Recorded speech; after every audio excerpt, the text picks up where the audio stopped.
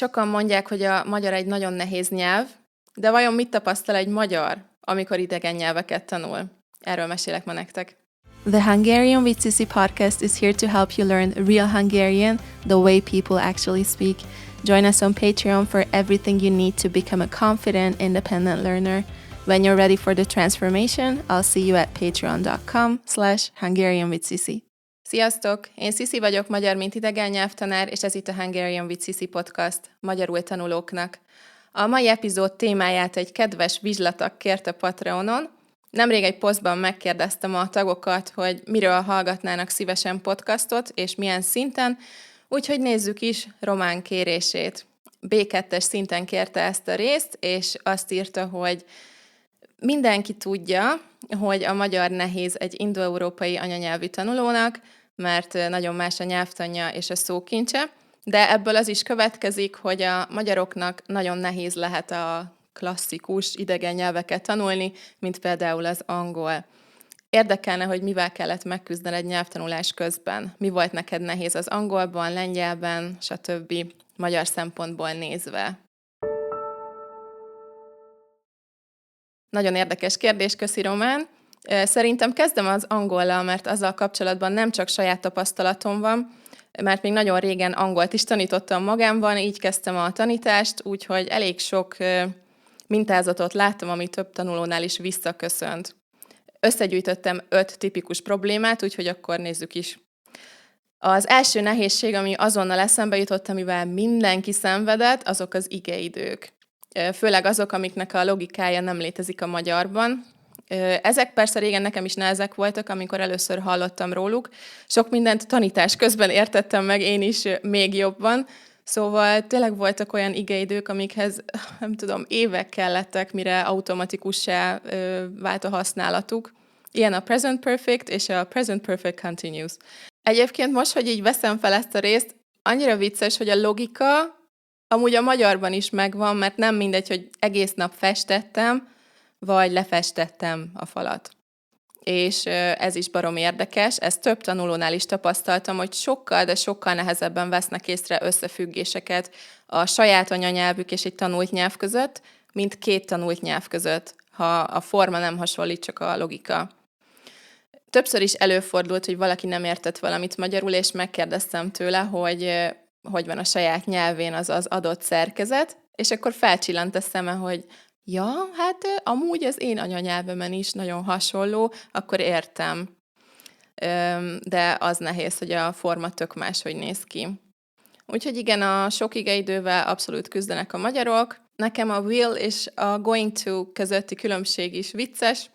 Emlékszem, hogy volt ez a példa az esővel a tankönyvekben, hogyha ott állsz az ablaknál, és látod, hogy jönnek a fekete felhők, akkor going to rain, de ha csak gondolod, és nem vagy benne biztos, akkor I think it will rain. A második nehézség a listámon a do segédige. Ugye egy segédigének sincs külön konkrét jelentése, és az mindig nagyon nehéz egy idegen nyelven, amikor nincs megfelelője a saját nyelveden, csak el kell fogadni, hogy ez így működik. Emlékszem, hogy mindenki nagyon küzdött azzal, hogy mi az a do, meg don't, és miért kell, amikor kérdezel, vagy tagadásnál, és ez mit jelent. Úgyhogy ez is. A harmadik a listámon a he vagy she közötti különbség. Ez persze nem nehéz megérteni, de nekem például a mai napig nem megy. Hiába beszélek magas szinten angolul, egy csomószor rosszul mondom, és utólag javítom magam, mert magyarul csak ő forma van. Ez egyébként fordításnál borzasztó nehéz lehet, hogy nem tudom, könyvben vagy filmben fontos lenne ez az információ, és angolul benne van egy szóban, magyarul viszont nincsenek nyelvtani nemek. A negyedik nehézség, amit minden tanítványom utált, az a phrasal verbs. Kicsit hasonló ahhoz, hogy a magyarul tanulók az igekötős igékkel küzdenek, mert nem mindig irányt jelöl az igekötő, sokszor teljesen megváltoztatja a szó jelentését. És persze a régi, elavult módszerekkel a phrasal verbs-öket is úgy tanultuk, hogy van egy fő ige, és akkor az összes lehetséges variációt tanuljuk meg egybe, hogy mindenki jól összezavarodjon, mert ez nagyon hasznos. Nem az volt, hogy ma egy igére fókuszálunk, kontextusban, ez stabilan beépül, és akkor jöhet a következő. Nem. Tessék, itt van 10 jelentés, mindegyik új, mindegyik hasonlít, nincs kontextus, tanuld meg, hogy look after, look out, look into, look for, look up to, look down on, look forward to, volt minden. Szerintem ez egyébként lehetne sokkal könnyebb, csak szarul tanultuk. Most is minden magyarul tanuló igénként akarja megtanulni az összes igekötős verzió jelentését, ahelyett is szépen egyesével haladnának, és hát nem hibáztatom őket, mert ezt tanultuk, hogy ezt így kell, de ne kínozzátok magatokat, nyugodtan lehet egyesével. Az 5. dolog a listámon pedig a kiejtés. Ezzel egyáltalán nem foglalkozott egyik tanárom sem, hogy mi az a diftongus például, magyarul kettős hangzó, vagy hogy a go, az nem go, magyar hosszú ó betűvel, hanem 2 hangból áll, miközben kiejted, máshogy tartod a szádat, mint amikor befejezed. Mintha óval kezdődne, és kicsit úval fejeződne be, go. Hát az angol tele van ilyen szavakkal, úgyhogy nagyon jó, hogy erről egy szó sem esett soha az iskolában. Arról sem mondtak soha semmit, hogy mennyire fontos a hangsúly az adott szón belül, és erre semmi logika nincs, mint a magyarban, hogy mindig a szó első szótagán van a hangsúly. Hát csak meg kell tanulni szavanként angolul. A kedvenc példám a gazdaság és a közgazdaságtan szó angolul. Economy és economics. Azt gondolnád, hogy ugyanott van a hangsúly, de nem. Az economy szóban, a második szótagon van a hangsúly, az economics szóban pedig a harmadik szótagon. A th hangot sem szerették soha a tanítványaim, mindenki nagyon szégyenlős volt, és senki nem akarta kidugni a nyelvét, amikor gyakoroltunk. Tipikus magyar akcentus a TH hangolt S-nek vagy T-nek ejteni. A think, igen, múlt ideje, az minden tanítványom legnagyobb mumusa volt. Soha senki nem akarta kiejteni azt, hogy thought. Ugye a magyar nyelv az egy fonetikus nyelv, úgyhogy ez nem egyszerű nekünk. Az angolról ennyi jutott eszembe, biztos van még sok érdekes dolog, de talán ezek a legtipikusabbak. Folytatom a lengyellel. Szerintem a legtöbb ember a ragozást mondaná, de magyarként ez nem egy idegen dolog. Nyilván megtanulni nagyon sok idő és sok gyakorlás, de a ragozást nem tenném a nehéz kategóriába magyar szempontból, mert teljesen érthető, hogy miért van úgy, idézőjelben csak meg kell tanulni. Bár amit nagyon utáltam, az a számnevek ragozása, annál nem egyszer el is sírtam magam otthon háziírás közben, egyetem alatt, annyira fájt tőle az agyam. Külön nőnem, hímnem, semlegesnem, és más ragozás, ha egy van valamiből, más ragozás 2-től 4-ig, és más ragozás 5-től felfelé. Mondok egy példát, hogy van lengyelül az, hogy 1 könyv, 2 könyv, és 5 könyv. 1 könyv, jedna książka. Ez 1-es szám alanyeset. 2 könyv, 2 książki. Ez többes szám alanyeset. 5 könyv, 5 książek. Ez többes szám birtokos eset. Magyarul ez például könnyebb, bár magyarul pedig az nehéz, hogy mindenki többes számban akarja mondani a főneveket számok után, de az sajnos 1-es szám. Annyira jó nyelveket tanulni, úristen, végtelenül szórakoztató. Szóval a számneveket nem annyira szerettem soha lengyelül.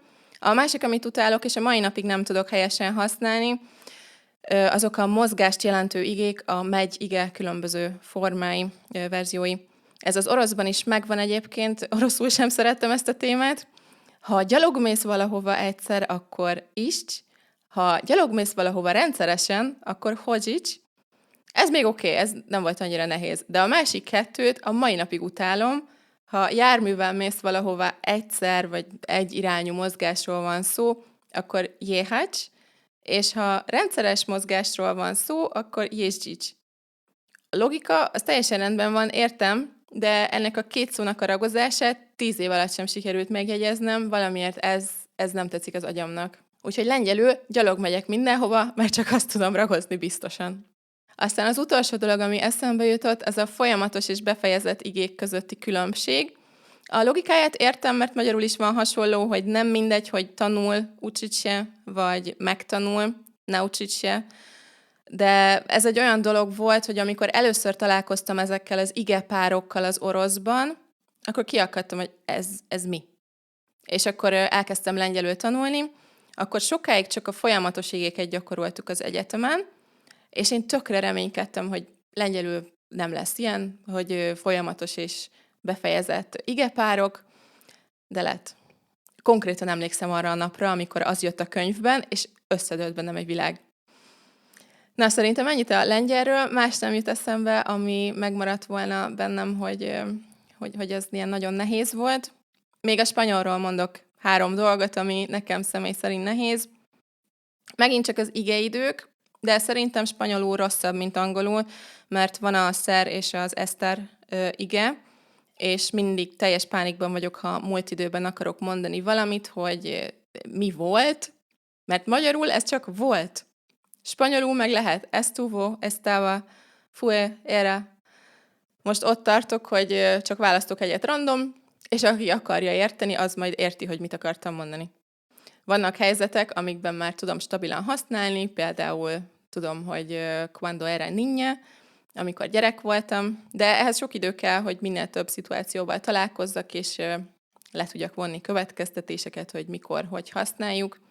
Nekem nem segítenek a táblázatok, meg a listák, nekem helyzetek kellenek, és kifejezések attól, hogy bemagolom, meg 10-szer leírom a nyelvtani magyarázatot, használni nem fogom tudni beszédben.